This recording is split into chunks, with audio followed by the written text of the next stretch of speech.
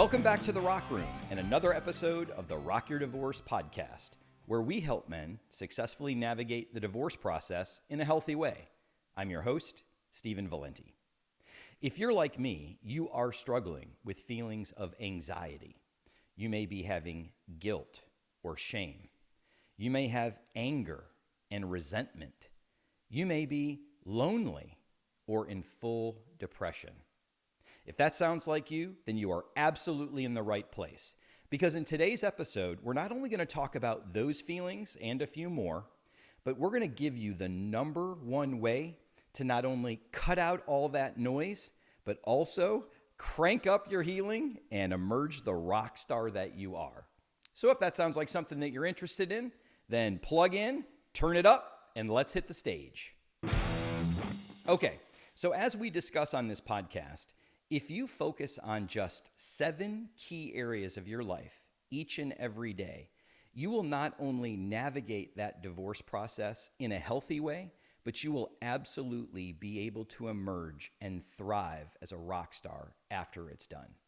The visual that I've shared before is that of a soundboard or a mixing board and having those 7 channels and those faders that move up and down. And as we've discussed in the past, it's not possible to try to balance all 7 key areas of your life perfect each and every day, right? That would be the goal, is to have everything in balance and perfect each and every day.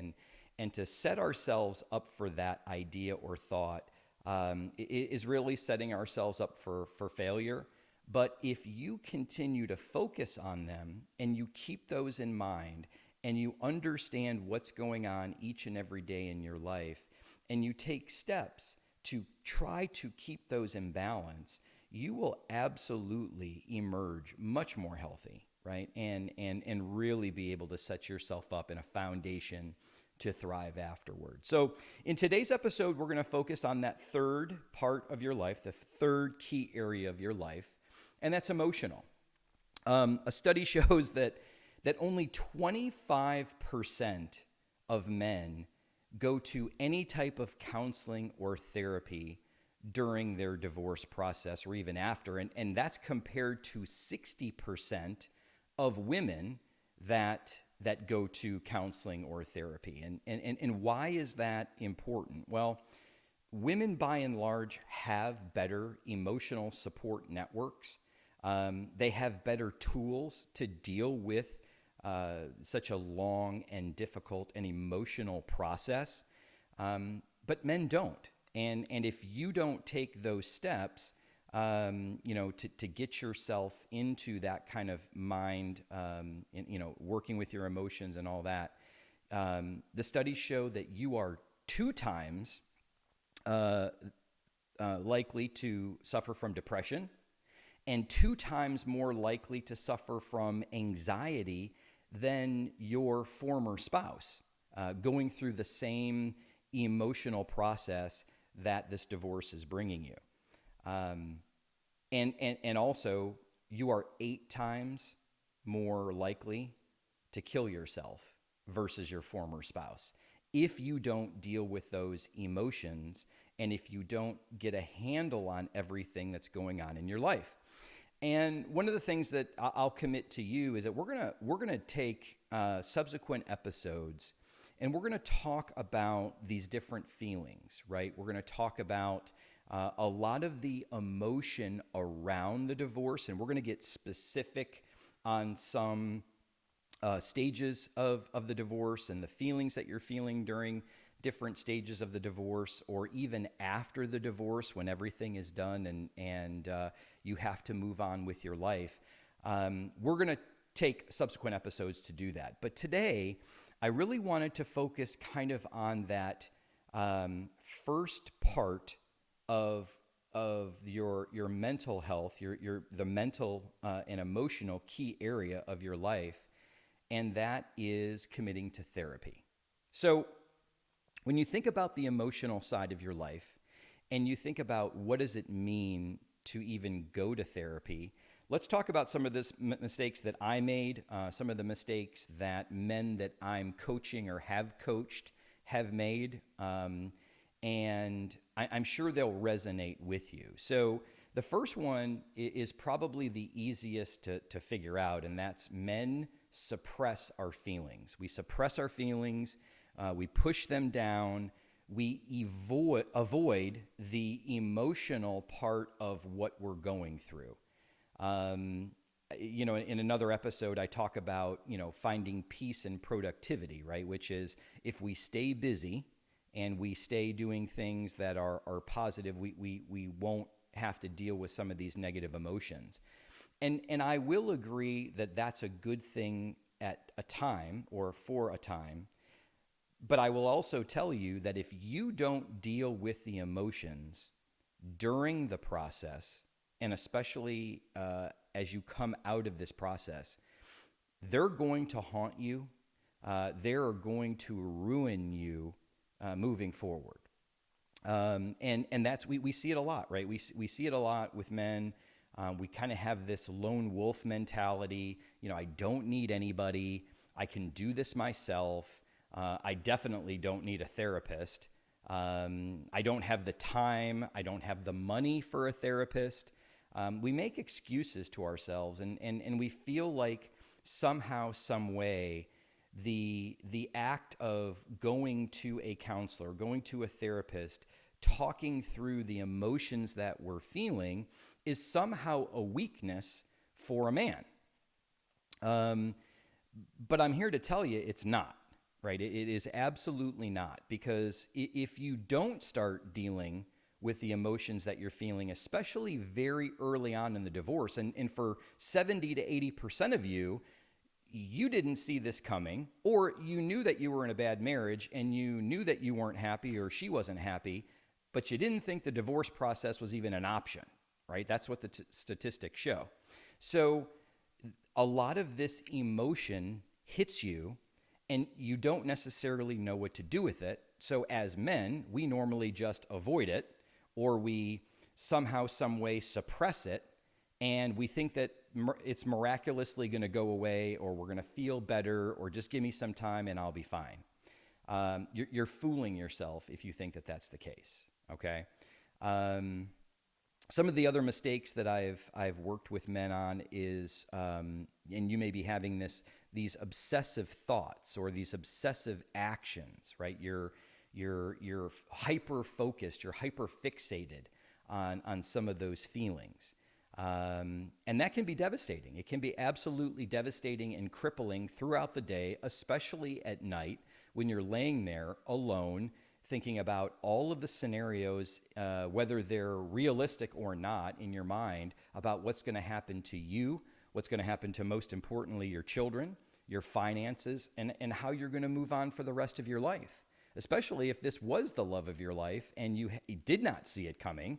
And something, somehow, some way, the situation where she left you. So, you kind of have that going on.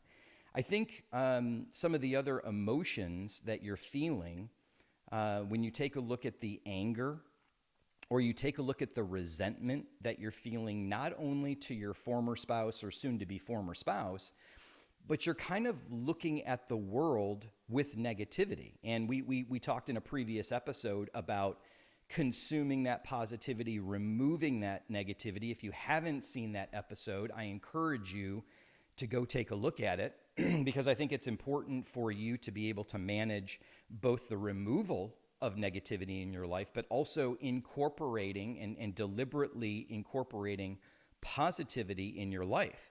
Because what I found and what I've seen is that if you, during this very emotional process, your anger, your resentment, the negativity that builds up against your spouse or former spouse, can not only lash out to her, to your children, maybe to your employer, or if you own a business, your employees.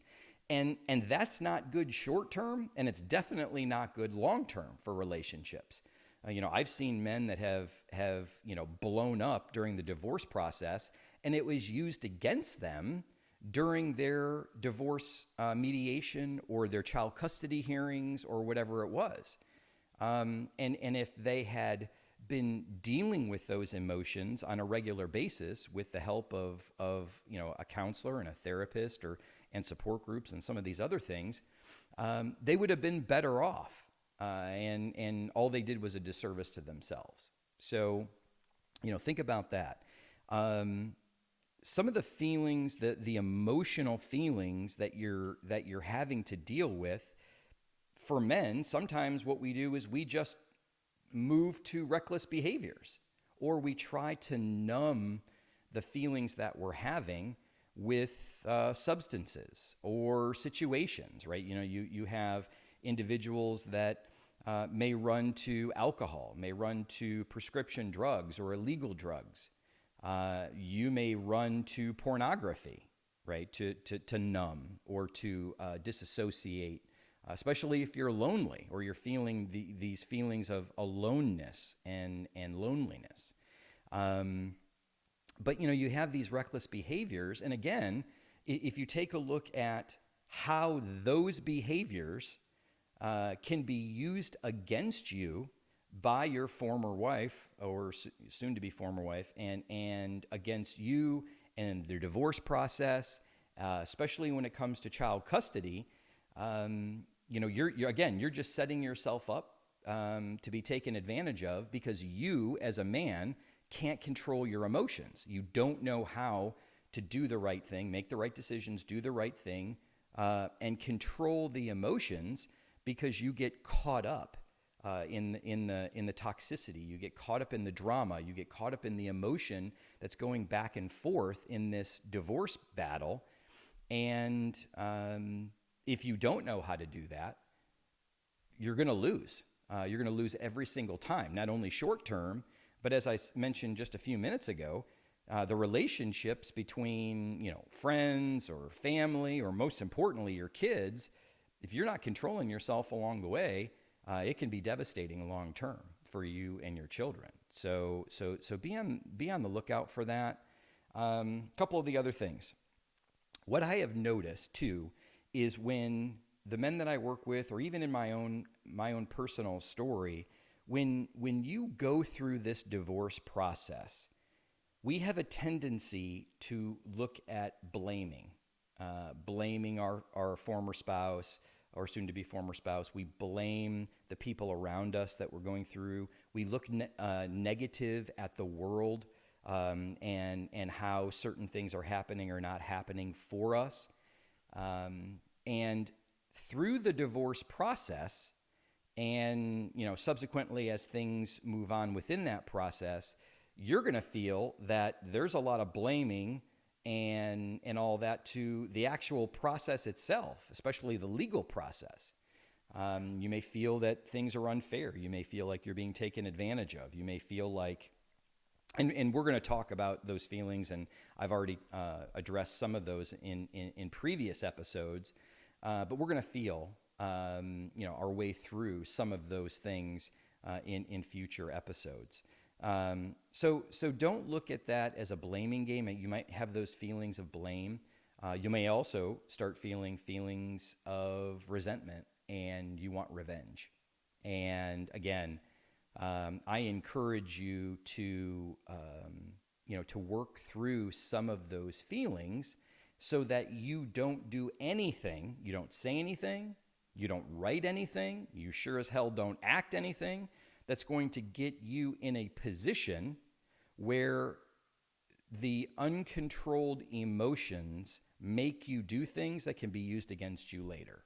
So I caution you on that, and I encourage you on that.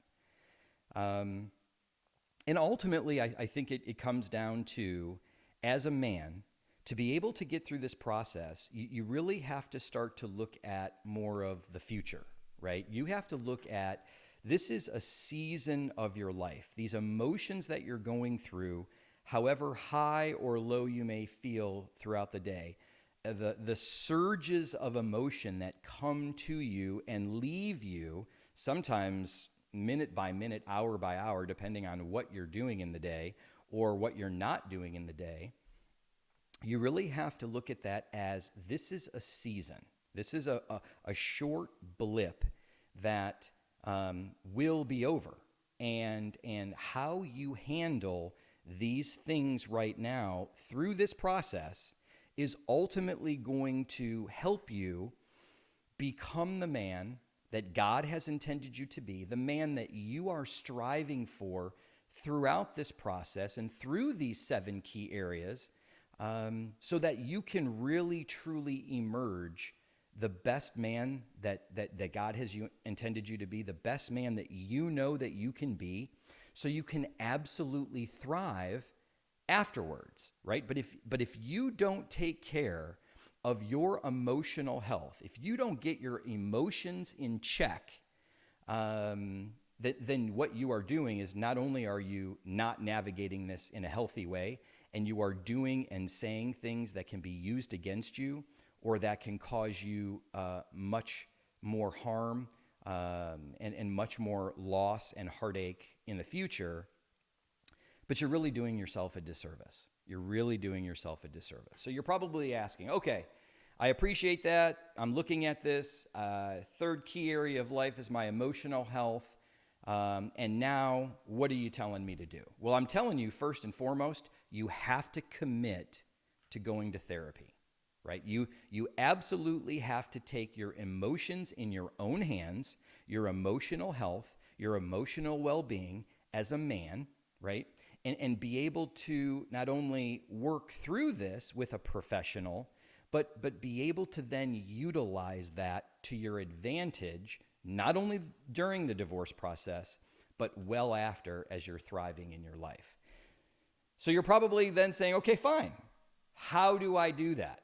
Well, we're going to cover the top 3 to 4 things that if you focus on in committing to therapy, you will absolutely emerge the rock star after this divorce process is done.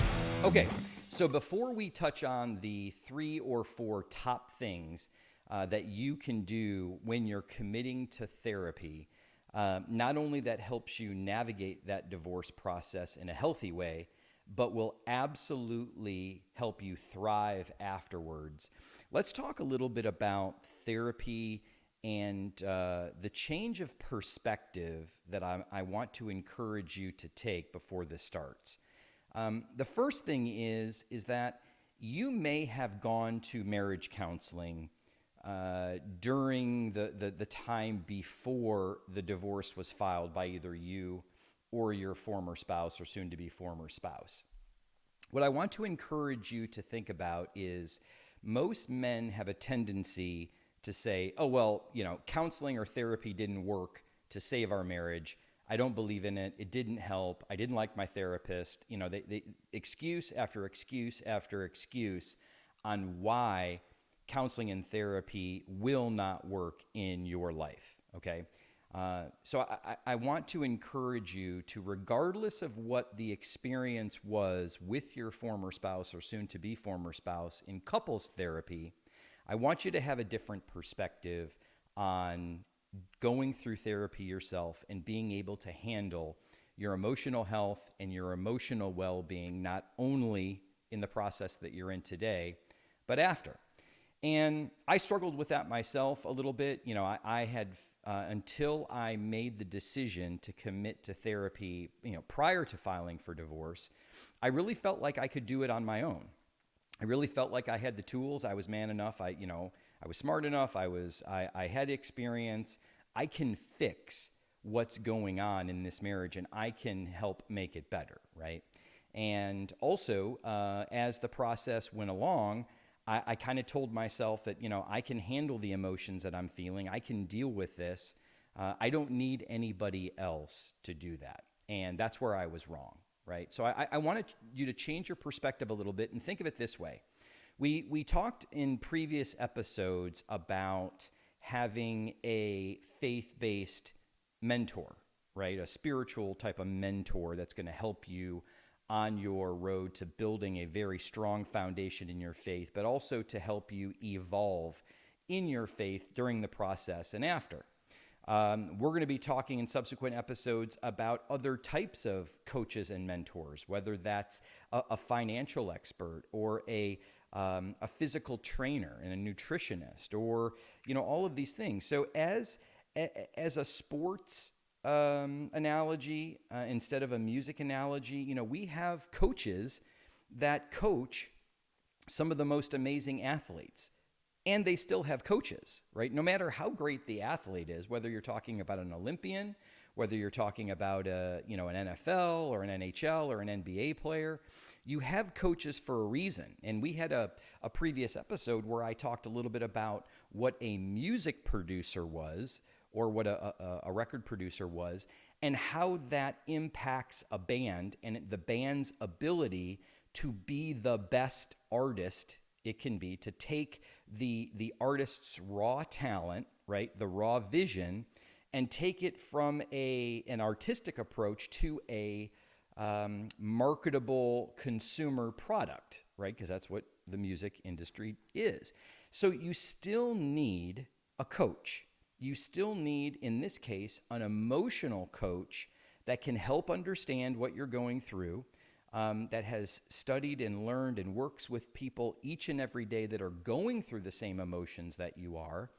And I don't want you to look at that as any type of weakness at all. In fact, all you're doing is you've got another coach, another producer in this aspect of your life, this third and emotional part of your life, that you're taking advantage of their experience. You're taking advantage of their knowledge. You're doing what every man should do, and that's, number one, surrounding yourself with people that are smarter and better to you to rise you up to that next level. So I just encourage you first and foremost to change your perspective on that, and really utilize a therapist and counselor to harness what you have internally in you to use to your advantage. And this is not unlike what rock stars and rock bands go through, right? I mean, you think through the ages of the musicians and the bands and the performers that have harnessed emotion that was going on in their life and have turned it into something artistic, something that the world sees or hears or feels today.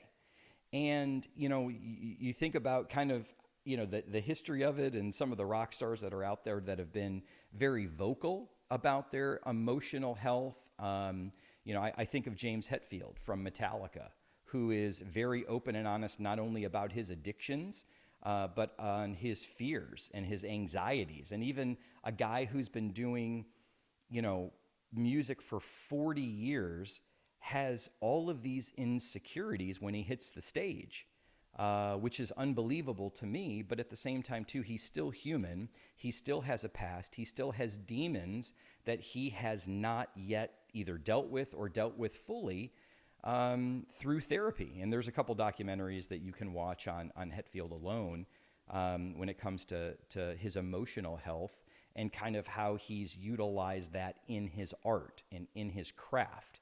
But, you think of Ozzy Osbourne, you think of Chris Cornell, or the past Chris Cornell from Audio Slave, and when you think about the emotions that he went through, right? Ultimately, he ended up, dying from suicide. And there's some things surrounding his emotional health and his mental health that was unfortunate. Even back you think about the Beach Boys and Brian Wilson, and you think about the emotional and mental that he was going through. He wasn't working on it. He wasn't doing anything about it. He was kind of suppressing it, and it led to some really mental health issues, some emotional health issues that ultimately he did harness in his music and in his performance. But the stories that came out about him and his emotional crippling, becoming a recluse and, sitting in his house and all this other stuff. So I encourage you to see that what you're going through and some of these emotions and taking that emotion and harnessing it and utilizing it to your advantage comes by way of dealing with these emotions that you're going through. So I set that stage at first. So let's talk about 3 things when it comes to setting yourself up for success during the divorce process as well as after in therapy and committing to therapy throughout the process. So the first thing that I want you to do first and foremost is I want you to commit that regardless of picking the therapist yet or going through active therapy, before you step forward and before you do those things, which we're going to talk about here in a second, I want you to commit that you are willing to change. You are willing to change. You are willing to understand yourself. You are willing to understand what drives you emotionally, what you're going through during this process, maybe what has brought you to the divorce process. But you are going in there knowing that, you know what, I've got some work to do, right? So if you don't start there, then none of what we're going to talk about after is even worth it, right? Because if you're not willing to change, if you're not willing to grow, then you are withholding yourself from the ability to really not only survive the divorce, but to really thrive afterward, to really thrive and become that man, like I said, that God has intended you to be, that you are looking at yourself in the mirror and you want to become when you emerge from this process, like we talked about, the phoenix rising from the ashes. But if you're not willing to change, or you're not willing to put in the work to understand what's going on within you and why you're having these feelings, you're not going to be successful, and you're going to just be wasting your time and everybody else's. And I'll guarantee you're not going to be able to navigate this process and emerge the rock star that you absolutely can be. So let's make that commitment. The second thing is, when you get into therapy, you have to commit to the truth. You have to sit in front of this person and you have to be willing to share why your life is the way it is. And unfortunately, sometimes as men, we have to look at ourselves in the mirror and know that we are the cause of whatever's happening in our life. Now, some of you may be going through a divorce where it wasn't your choice or it wasn't your quote unquote fault, right? Something happened. Your former spouse did something or didn't do something that brought you to the divorce process. But by and large, it doesn't matter if a true fault is able to be named. Ultimately, you own that responsibility. You own your life and you own the emotions that come along with that. So if you can't sit in front of your therapist, your counselor or therapist, and be honest and truthful and vulnerable on why you're there and why you want to get better, then you're limiting yourself. Again, if you're not willing to change, if you're not willing to understand, if you're not willing to be truthful, and you're kind of withholding, or you're telling them one thing, but you're not telling them what else happened over here, or these feelings that you're feeling over here, you're not going to get out of therapy what ultimately you really need to. And, again, that's a waste of time. It's a waste of money and resources. And it's a waste of the opportunity to become that man that ultimately you want to be. So, commit to change, commit to understanding yourself, commit to being truthful and honest and vulnerable to your therapist during these sessions. And really what you're trying to do is by going to therapy, you are trying to understand the why, understand who you are, why you feel, what you're feeling, and then what are the tools that I can learn to help me problem solve when I'm going through this, and if I go through this again, or if I find myself in this situation again. So not unlike the coaches, not unlike what we talked about in a previous episode about having, someone teach you an instrument, or if you've learned an instrument, what it means to have someone who has that knowledge give you that knowledge so that ultimately you can become a contributor, versus being instructed. That's the ultimate goal. And it's really about a journey of discovery for yourself through this divorce process, so that as you're going through the process, as you're going through therapy, you're being able to learn all of these things. It's this journey of learning, of self-discovery, and then you'll be able to apply it when you are finished with it. And I will guarantee you that your life will be so much more fulfilling. You'll be full of understanding, and you will truly thrive, because you'll be that man that ultimately you need for yourself and definitely for your children. Okay, so we're going to set that out. So commit to all of those.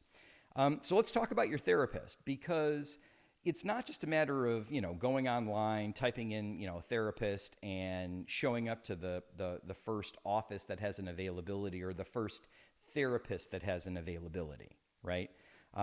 This is really, do you have a match?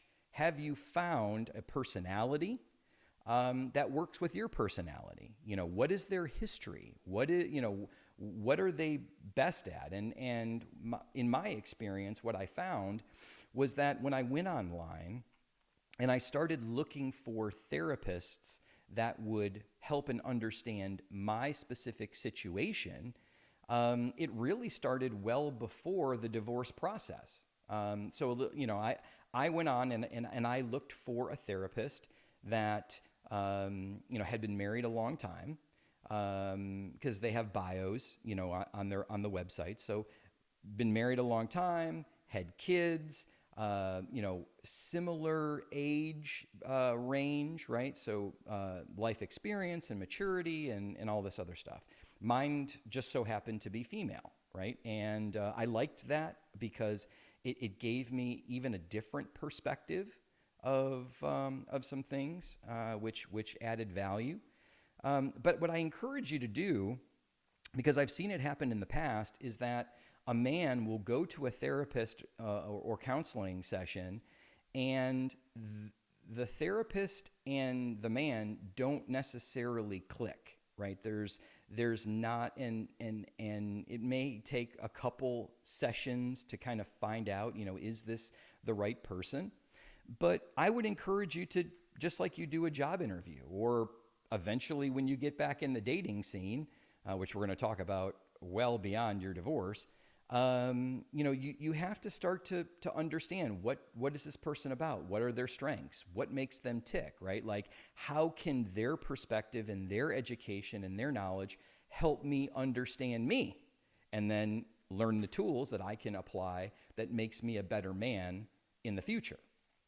So I encourage you to, look for that therapist, and it may take you a couple sessions, but if you don't find that you're connecting, or you don't find that you're communicating well, don't give up on the therapy process. Give up on that therapist until you find someone that ultimately does click with you, and that you can be truthful to and vulnerable to, and that they understand where you're coming from and what your situation is. And ultimately, they're there to help you understand you and give you those tools to go through the process. So, find the right one. And then when you do find the right one, you've got to stay consistent with going. Some of the men that I've worked with in the past, or have worked with now, and trying to get them to commit to more regular, going once a month or going once every 6 weeks doesn't help anybody, right? I mean, there's so much that happens during the divorce process, sometimes daily or weekly, not only with your emotions, but the legal process, what's going on with your kids, how is it affecting the world that you're living in right now? And you need higher touch points, especially during the process, because you're going to be feeling all these emotions, because you're going to be going through all of these things, because there's going to be all this pressure, and your emotions may be up and down, throughout the day or throughout the week or whatever. So committing to consistent therapy sessions is the only way you're going to get good at it. And like we've talked about in the past, in a previous episode about, it takes, sometimes only 21 to 27 days to make something into a habit, or what they say, if you commit yourself to something 18 minutes a day for 1 year, by the end of the year, you will be an expert at it. Like, you will literally be an expert if you spend 18 minutes a day on something, right? And it's that compounding. So again, my encouragement is once you find that therapist, you have to be consistent about going, so that you get into that rhythm, you get into that routine. And not unlike a band or a musician, the more that you practice, the more that you get good at what your craft is. And in this case, it's understanding your emotions and what to do with them. You'll just become an expert at it, and it's going to help you, again, not only during the process, but well after. Okay, so that's finding the therapist and going to going to therapy. The next part is, and I touched on this a little bit, so I want to reiterate this. You have to be an active participant in those counseling sessions, those therapy sessions that you're sitting in, right? As men, we have a tendency, and maybe you did this during your marriage counseling, where, you know what, I'm showing up, right? I show up to counseling, I show up to therapy, I sit there for my 50 minutes or whatever it is, and I check the box that I'm going to therapy. Not helping. And it's not going to help you. And you're wasting your time, and you're wasting your money.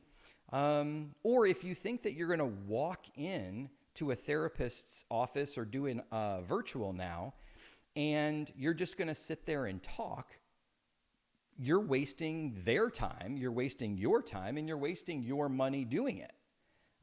So here's a couple things about being an active part, and that is doing the work, okay? So, as I said before, I want you to commit certain things to doing this, and part of committing to do the work is thinking of this as that process, right? You are an active participant. So one of the things that you can do is keep a binder. I have it's huge now because I've been going to therapy for a long, long time, but keep up with what's going on throughout the day, throughout the week, make notes, so that when you go into your therapy session, you have some things that are bullet pointed. You have some examples of what you are feeling, or if you're feeling something throughout the day, or a specific incident occurs as a trigger in your mind, go write it down in your binder, right? Go write it down in the journal that you're keeping for your therapy session,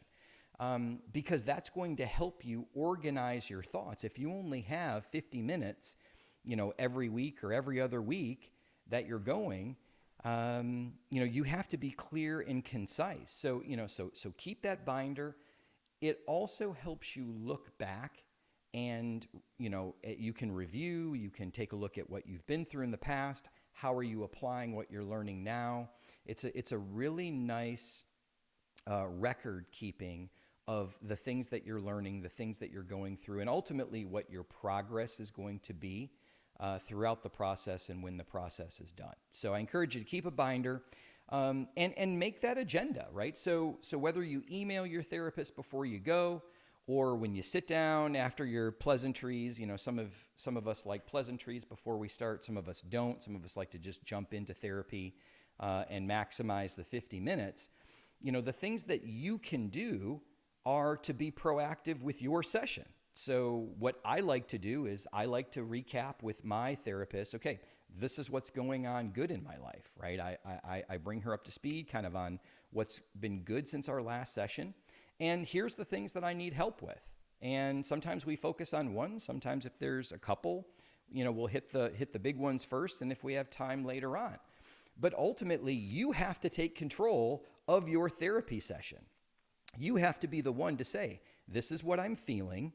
This is what I need help on, right? Because if not, what you don't want it to be is just this constant carousel of talking about your divorce or talking about, what's going on, bringing negativity in. This is really about learning what's going on in your emotional life and tackling those things that are causing you issues, and how do you best handle those so that you can emerge much healthier later on. So make that agenda, lead your session, and I'm telling you, if you can go in there, you can best utilize your therapist not only by asking specifically about that, but you'll maximize your time, and it'll be a much better session for you, and you'll feel like you've come out of that session accomplished, right? It's not unlike when bands go into the studio and they're like, okay, well, we're just gonna play, right? We're just gonna go in there. We don't have any thing written, and we don't have any ideas. We're just gonna go in there and kind of wing it. Well, yeah, sometimes it happens, right? Magic happens, but it takes longer than 50 minutes. And so my encouragement to you is don't do that, right? Go in there with a plan and go in there with an agenda and maximize that time.